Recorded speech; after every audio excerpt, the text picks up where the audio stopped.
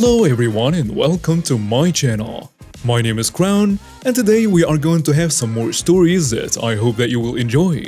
But before we start, it will be so much appreciated if you would subscribe to the channel, like the video if you enjoyed it, and maybe leave a comment down below. These simple clicks would mean a lot to the future of this channel and really reward the effort that I put in every day. And now, without further ado, let's go!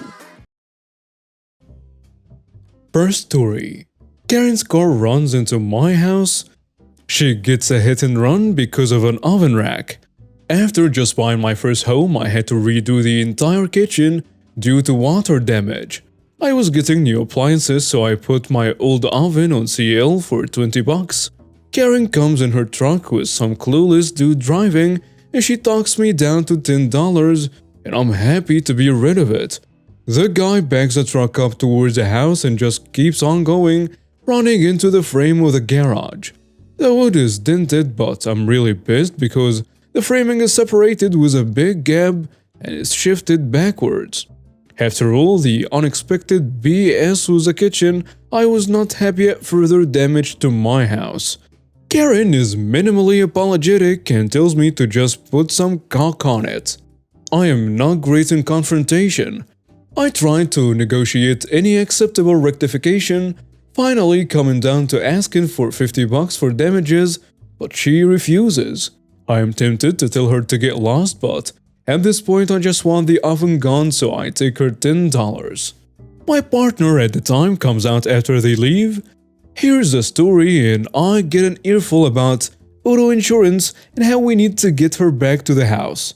It was then that we saw that one of the oven racks did not make it on the truck. How stupid might this pair be? I call them and they turn right around to pick it up. We get the plates and tell them we are calling the cops for the proper documentation, and they split. When the cops get there, they are able to pull her registration and insurance up. So now they call her and tell her to come back. She refuses and also states that she was the one driving, guessing this guy had a suspended license. Eventually, they tell her it will be a hit and run unless they both come back, and she changes her tune.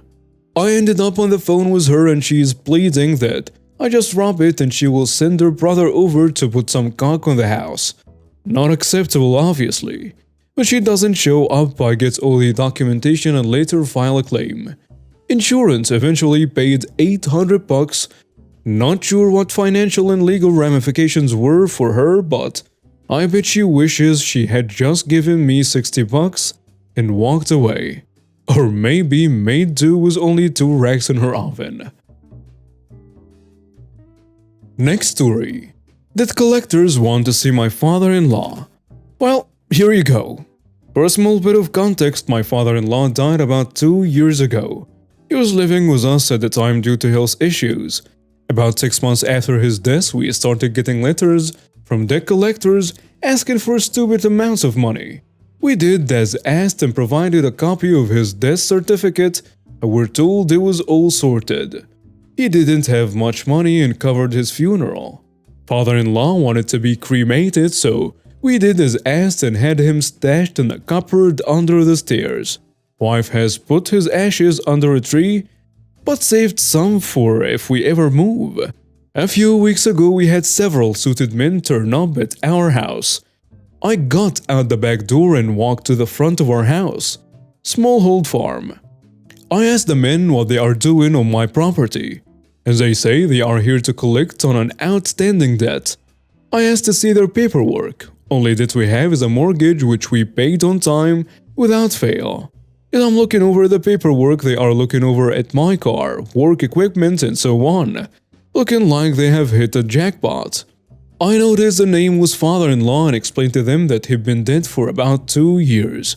They demanded to see him as they have no record of this and that they will take items to cover his debts. I pull out my phone and text my wife to call the police because of trespassers, and I ask her to put her dad's ashes on the front porch. I tell the collectors I've contacted her father and he will be with us shortly. And until he's here, they are to wait off my property as I'm the homeowner. I had to show them my ID to prove I wasn't the man they were looking for. Once the police turned up, they all drove back onto my property and I fished the box of ashes. The collectors asked again if they could speak to the father-in-law. So I then handed them the bag of ashes, which had a label that reads, "The remains of father-in-law and a date." I looked the main debt collector in the face and said, "I told you he was dead several times, and you still asked to see him. Well, I hope you guys have a good chat and are able to sort out his mess. Oh, and while you're speaking to him, can you ask him where he left my spare workshop key?" I turned to the police and explained how I've also asked him to get off my property several times, and they refused because they needed to see my father-in-law. They hand back the ashes and are getting ready to leave.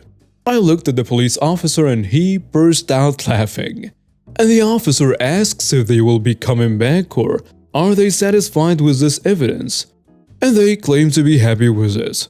I have now added a lock to my main gate and an intercom.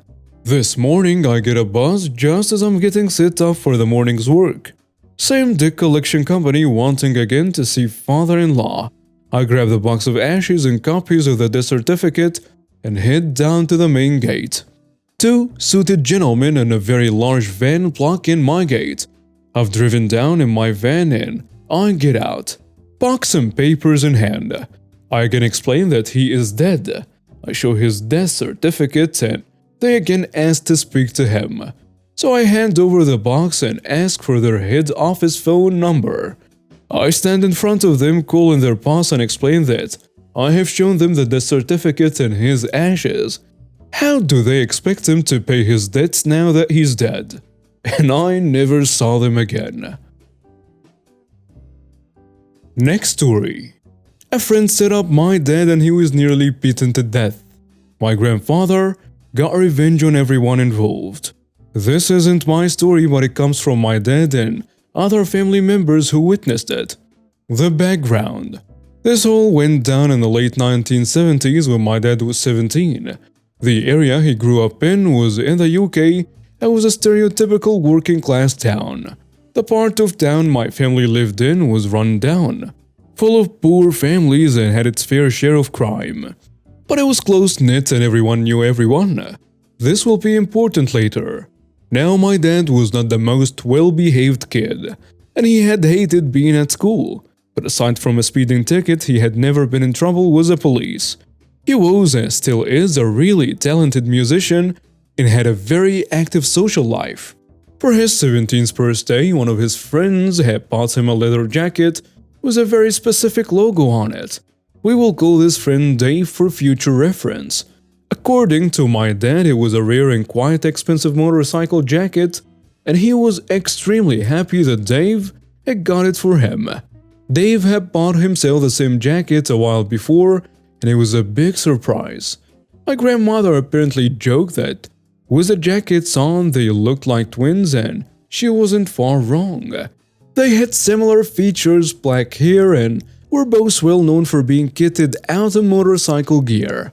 A few days after my dad's birthday, he was leaving work as a bartender in the town center at around 10 p.m. As he was getting close to where his bike was parked, a gang of 5 men approached him from behind, and the last thing my dad remembers was being smacked over the head and passing out as he hit the floor. These men beat up my dad with bike chains and a crowbar, literally to within an inch of his life. Luckily, 2 bouncers from a nearby pub had heard the commotion and rushed to help, and the men ran off. The bouncers called the police and my dad was taken to hospital. It turned out that Dave had quite a substantial gambling habit and owed a large amount of money to people who you really did not want to owe money to. They had threatened Dave and told him that they would be looking for him to teach him a lesson. So Dave decided to set up my dad to take the beating instead of himself, or at least lessen his chances of taking it. He had bought my dad the same jacket because these guys knew that was what he wore when he rode. He then arranged for a guy he knew to find out when my dad left work and call up the loan sharks to let them know where Dave was. What a jerk. The revenge. My grandfather and grandmother were obviously distraught about this whole thing. The first thought on my grandfather's mind was if my dad would survive. When that was answered, his second was how best to get revenge. Bit of background on my grandfather. He was a lifelong boxer and a career military man. He enlisted at the back end of World War II at 17, stayed in the forces through Korea and then served in Malaya and Burma as a scout and sniper during the mid to late 1950s. He only reluctantly retired when my dad was little and worked as an engineer after his discharge. This guy was a certified badass even into his 50s, and although he wasn't the best husband or father at times, he could never stand by and watch his family get hurt. The first move my grandfather made was to call up every ex-service buddy, bouncer, pub landlord and so on, everyone that he knew, and even a few less than legit characters he knew from the pubs. In my town, word traveled fast, and my grandfather was well liked and had a bit of a reputation, so it wasn't long before he had the names and addresses of the 5 men who had attacked my dad. Apparently, these guys had been bragging about beating up a defenseless man from behind. These guys were career criminals with violent reputations, but my grandfather really did not care who or what they were. My grandfather then called up a few of the most dangerous, hardened guys he knew from the service. He explained to them what had happened and they were all happy to help. One night, the group kicked in the doors of each thug and beat them to a pulp. All 5 of them. They knew that if they hit one, the others would hear about it and run, so they hit all 5 of them in one night. My grandfather knew that no one would call the police in the area they lived in. Talking to the cops was a big no-no in that area back then, so there was little chance of being caught. All 5 guys ended up bloodied with broken bones, shattered teeth, and a requirement to be fed from a tube by the end of the night. One of them had to be put into a medically induced coma. Of course, the police interviewed all of them in hospital when they sufficiently recovered, but none of them talked, both out of fear of my grandfather and fear they would be labeled as rats. And nothing came out of it. But my grandfather wasn't done there. My grandfather used his connections in the clubs and bars to start spreading rumors about why they had been beaten up. Soon it had gotten round that these 5 guys had screwed up and had beaten up the wrong person. Not only that, but they had bragged about it and lied to whoever they worked for about it. Not only were they physically broken, but my grandfather ruined their credibility so that when they got out, no one, criminal or otherwise, wanted to be associated with them.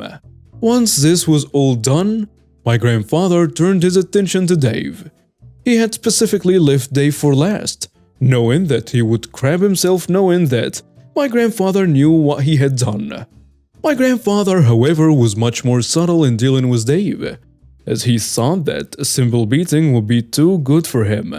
He waited and asked around, and it turned out that Dave was not only a compulsive gambler, but also had recently turned into a heavy drug addict as well. My grandfather found out who he was buying his drugs from, when he would usually buy and where. He had a buddy of his follow Dave when he went to buy his stuff, follow him to where he was living, and let my grandfather know.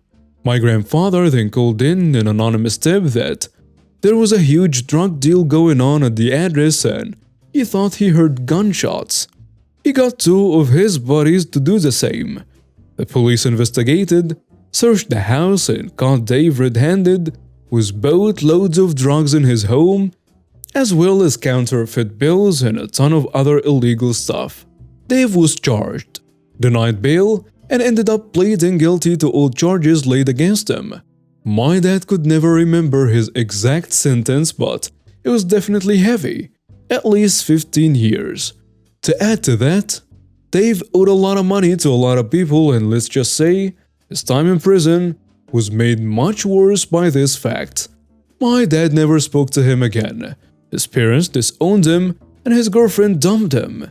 He struggled to get a job with his record, and when he got out, he had to move miles away as no one he knew wanted anything to do with him. My dad eventually recovered from his injuries, although you can still see various scars on his body from the beating he took. My grandfather never told anyone what he had done until my dad asked him about it when he got really ill in the early 1990s. Dave's life was ruined, and out of the 5 who attacked my dad, 3 ended up in prison later in life and 2 ended up dead due to crime. My father passed away in the late 1990s, and although my dad and him had their issues, it could never be said he didn't look out for him when he needed it. And now we have reached the end of today's stories. Thank you for watching and see you next time.